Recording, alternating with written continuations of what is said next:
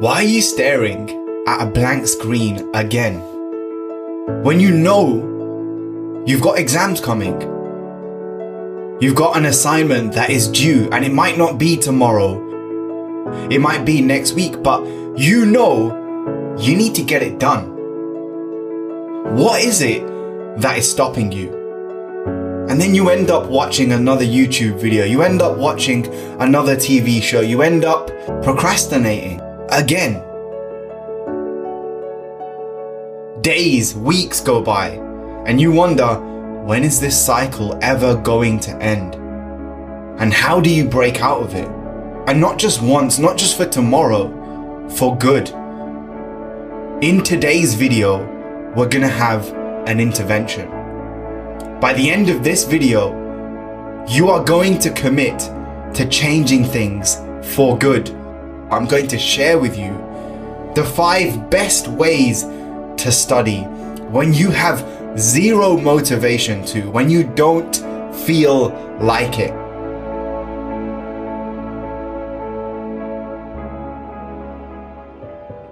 And the first thing you need to do is go inside, not outside, for that motivation, for that drive, the energy that you need. And it starts with something you've heard many people say before.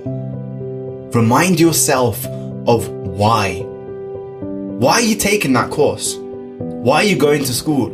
I know you have to, but what is this for? Are you struggling because of school, or are you struggling for something? One of these is a victim mindset, and one of these is a champion mindset. Emotions are an essential part of executing any plan. Knowing something isn't enough. You need to make yourself feel inspired. And that's not going to come from somebody outside. It's not going to come from me. One of the most surprising things about motivation, a common misconception that we have, is that it often comes after starting a behavior, not before. So this is the problem. You're waiting for motivation to study when you need to study to get motivated. You need to go inside your own mind and find the active inspiration to move you forward. Your mind is ruled by 2 different systems, the rational mind and the emotional mind, and both of them compete for control. Your rational mind, it wants to change something, it wants to study, it wants you to achieve your potential in life. The emotional mind, it loves the comfort, it loves the safety, it loves doing the fun things, the procrastinating things. Every behavior has a positive intention behind it. So stop waiting for motivation and ask yourself, why does this matter? And it doesn't have to be something noble or good. It could just be, I need to get a good grade so I can get into this university, so I can get this job, so I can make some money. But what is it that's going to compel you to make some moves? The second thing you need to remember, start looking for the best environment. I promise you, it's going to be way easier and way more effective. Environment is the invisible hand that shapes your behavior. You might think that your habits are a product only of your motivation, your talent, your willpower, your effort, but your personal characteristics, your intentions sometimes get trumped by the environment around you. And this is nothing new. It's been known for 80 years. In 1936, psychologist Kurt Lewin, he wrote a simple equation that effectively summarized human behavior. And it goes like this: P equals F brackets PE. This equation's basically saying behavior is the result of that person in an environment. So think about it. When you're sat in an exam, you're at the front of the hall or the classroom, and the teacher is standing over you, and 30 other students are sitting in silence, writing away. Do you worry about motivation? No. Are you motivated? Yes. Do whatever you need to design for your laziness. Go to productive environments. Structure the physical and virtual space around you so that you make good choices by default. It's not about how motivated you are. It's about being in the right place and designing for that laziness. The motivation, it will find you later. The next tip is state change. When you have no motivation, what is it like? Just pay attention to your body. How is it moving? What are your eyes focusing on? How many tabs do you have open right now? How many other things are you trying to do? What you need to do is change your emotional state. Your mind and your body, they're interconnected. When your body gets tired after a long day, your mind gets tired. When you haven't eaten, your body is craving more calories. Your mind finds it hard to focus. And an easy way to change the way that you feel in an instant so that you get motivated again is to change your physical state.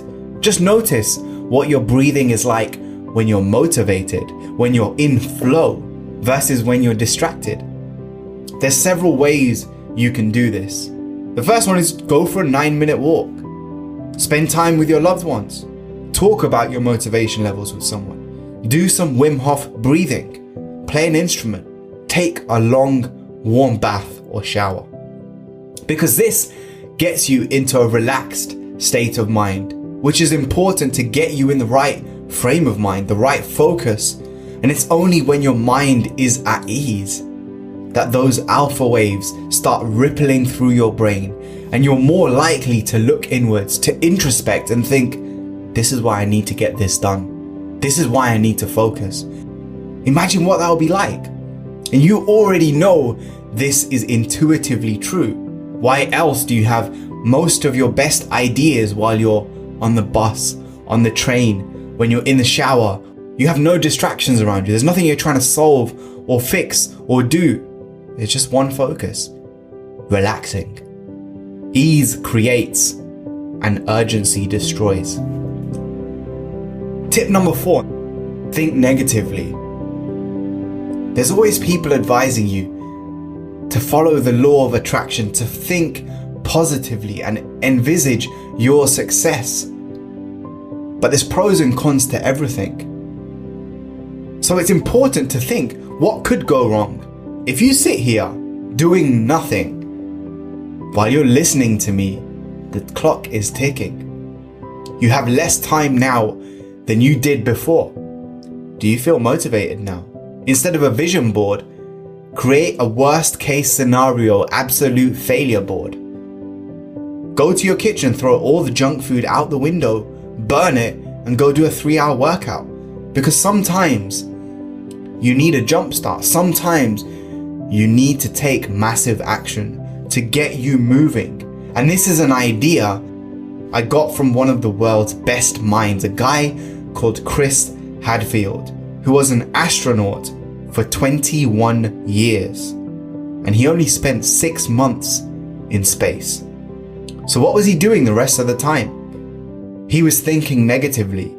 Every single thing that could go wrong, he was planning, he was preparing, he was remembering what exactly he needed to do for every scenario. You can call it negative thinking, but it's productive and it works. Once you've understood all of the potential risks and you've prepared against them, there is no more fear, just motivation. And the final tip, set up a non-negotiable agreement. Call your friend and tell them, if I don't do my assignment by next week, I'll give you £100. This is known as a commitment device, because if you commit to nothing, you are going to be distracted by everything. It's called hyperbolic discounting. It's a fancy way of saying we overvalue the short run relative to the long run. So if I give you two similar rewards, you will show a preference for the one that you can have now rather than later. Let me give you some practical examples. It's obvious. Do you sit and watch TV? Or do you go out for a run in the cold? Do you grab the fruit salad or the cheesecake like everyone else for dessert? All of you know what's good right now isn't necessarily good in the long run. And commitment devices like the non-negotiable agreement, they change this up so that choosing what feels good in the short run, not doing the task you need to, not studying, it gets more costly. And in addition, you have to set a concrete goal. Instead of saying, I'm going to lose some weight this year, I'm going to do some more studying this year, you have to say something like, I will spend 2 hours every day after school in the library focusing on my maths module that I'm weak on. You get what you focus on in life, and if you don't know what you need to focus on, if you don't commit to something, you are doomed to fail and be distracted. Take it serious. Remind yourself, why are you doing this? Why does this even matter? Put yourself in environments that factor in your failure, where you know you're not going to feel like it, but you're at the library anyway, you're at your study session anyway. Change your state. Go for a walk, go for a warm shower or bath, do whatever you need to. Think negatively about the consequences of your behavior. And the final thing is set up a non-negotiable agreement.